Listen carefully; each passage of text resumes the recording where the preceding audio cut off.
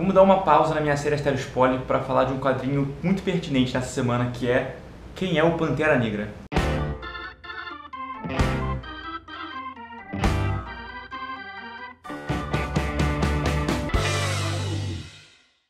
Fala galera, tranquilo? Rafa Pinheiro aqui, e como eu disse, eu vou dar uma pausa na série do Astero Spoiler. Eu vou continuar, tá? Obrigado pelos feedbacks positivos que eu recebi, vocês estão gostando da série também, e eu tô gostando muito.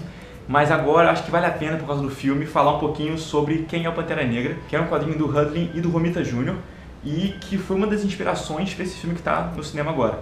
Não foi baseado só nele, mas foi uma das principais fontes de referência que o filme bebeu. Eu inclusive vi o filme, não vou falar sobre isso porque não é minha jurisdição. Se alguém cruzar comigo no bar, a gente conversa sobre isso. Aqui é falar de quadrinho, então vamos falar sobre o quadrinho de Quem é o Pantera Negra. Mas antes disso, não se esqueçam que a promoção da Print ainda está valendo. Se você quiser imprimir o seu quadrinho, seu primeiro quadrinho, ou enfim, o seu quadrinho, né? A Print é uma gráfica de São Paulo muito boa, que está com um desconto absurdo de 25%. Então você bota esse código aqui e você pega esse desconto. Para mais informações sobre isso, o link está aqui embaixo para você entrar no site, ver as regrinhas certinhas e pegar o código. Confere lá que vale a pena. E vamos lá, vamos falar de Pantera Negra um pouquinho. Eu vou ter que falar um pouco além desse livro para dar um pouco de contexto sobre o Pantera Negra, porque ele foi criado pelo Kirby e pelo Stan Lee 2 anos depois de passarem a Lei dos Direitos Civis lá nos Estados Unidos. E foi uma das leis que foi um grande marco no avanço das lutas contra o racismo e contra o preconceito. Não é à toa que o Pantera Negra foi criado nessa época, um super-herói negro, sacou? Que é super badass e que até hoje tem um viés muito político nos quadrinhos. E isso é mais uma prova de que se fala de um dia que, não, você não tem que botar política nos quadrinhos. Meu amigo, sempre teve, desde os primórdios. Então assim, o quadrinho é uma mídia super política. Eu pretendo até fazer um vídeo sobre isso, sobre o papel político dos quadrinhos, mas vamos falar só de Pantera por enquanto, senão vai ficar muito grande esse vídeo.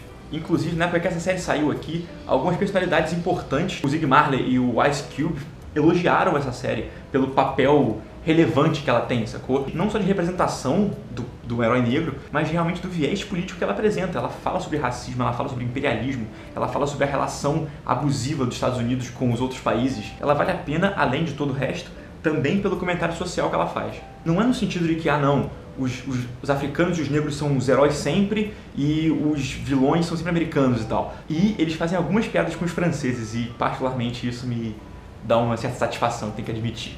Além do comentário social sobre racismo, sobre colonialismo, sobre a relação dos Estados Unidos e da Europa com os países da África, ela também toca no aspecto religioso, o que é raro nesse tipo de quadrinho e quando bem feito, funciona primorosamente. Eu já falei aqui no canal de um quadrinho chamado Parábola, do Surfista Prateado, que também faz isso e é muito, muito bom, recomendo vocês darem uma olhada. Vamos falar também, não, mas não se toca em religião no quadrinho. De novo, isso é feito há muito tempo já. Não é uma coisa de agora. Dá até pra dizer que é uma característica intrínseca do quadrinho ocidental. De novo, estou saindo do curso. Falando da história em si, eu acho muito bom como ele cria uma experiência muito cinematográfica aqui dentro. Porque ele cria expectativa. Ele antes de mostrar quem é o Pantera, antes de dizer pra você como ele é, o que ele faz, quais são os poderes que ele tem, ele cria uma aura de poder, no sentido de que todos têm medo dele, de que ninguém vence o Pantera, de que você deveria temer o Pantera, sacou? Depois você vê que de fato isso é verdade, mas a construção dessa persona, antes de mostrar propriamente quem ele é, faz muito sentido e evoca essa vibe de que ele é um cara super poderoso, que todo mundo tem medo e que todo mundo respeita, sacou? É muito parecido com o que eles fazem em Silêncio dos Inocentes, com o Hannibal Lecter. Se você não viu esse filme, recomendo que você assista também, que é muito bom. Eu adorei o uso das cores nesse quadrinho, porque na hora que eles estão mostrando a savana, estão mostrando o Wakanda na parte não construída, é sempre amarelo, laranja, é um tom vivo, um tom quente. Isso também é meio cinematográfico, porque tem sempre um sol no fundo, com umas silhuetas num fundo amarelo, num pôr do sol, assim. É muito bonito de ver. E eu tinha que destacar algumas páginas, senão não seria eu, né?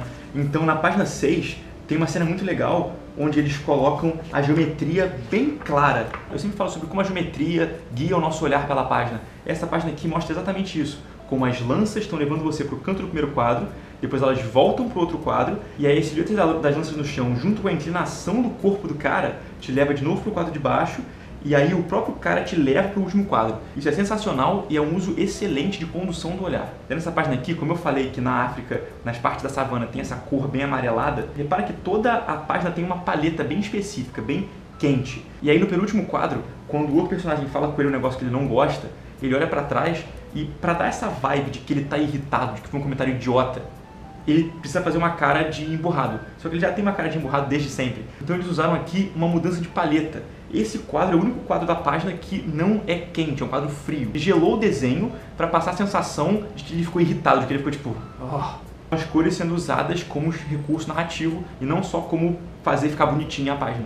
Nessa outra página aqui dá para mostrar de novo como essa geometria velada é muito importante.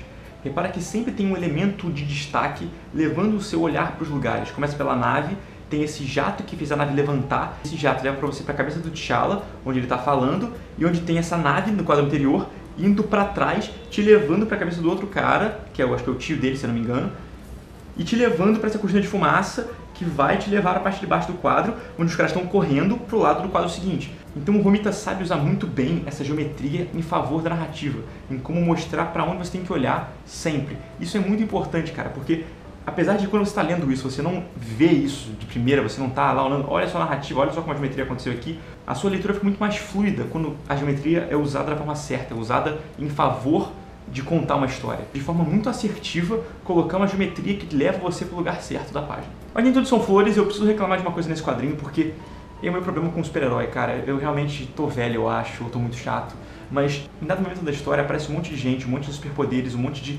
Cara, tem até zumbis na parada. Zumbis robôs. E aí eu começo a pensar, cara, não podia só manter a história nessa situação Wakanda, sobre pessoas, sobre relação de poder, sobre comentário social. Precisava colocar zumbis, robôs, precisava colocar umas paradas, eu acho que corta um pouco as pessoas de descrença, sacou? Eu sei que é super-herói, eu sei que eu tô aceitando ver coisas surreais, mas eles podiam, sei lá, segurar um pouco a mão. Eu acho que meu negócio com super-herói, meu problema com super-heróis hoje em dia é que é tudo tão irreal, é tudo tão absurdo que a narrativa meio que perde o sentido, entendeu? Nada mais vale, nada mais é importante. Porque em dado momento da história, não toda a história, mas no final, os personagens não importam mais. O que importa é a porrada comer e a explosão e tiro, porrada de bomba pra tudo que é lado. E a história meio que se perde, sacou? Isso aqui eu tô falando dessa coletânea específica, que são os números de 1 a 6 desse run do Pantera Negra. Os 3 primeiros são bem legais, você começa a perder um pouquinho a força narrativa porque, como eu falei, vira porradaria, só porradaria. Mas não é ruim, ainda tem muita coisa legal pra você tirar daqui, e a crítica social ainda é feita, então recomendo você ler, vale a pena, até porque o Pantera Negra é um personagem iradíssimo que merece a sua leitura. É isso, galera. Prometo que semana que vem eu volto com Asteros Poli. Pretendo, né, se não aparecer nada diferente pra falar, mas vai voltar. Se ele vai voltar, fica tranquilo, vai ter episódio 3, 4 provavelmente também, tá bom? Curte muito, se inscreve, que todo mundo já sabe. E no mais, aquele abraço. Valeu!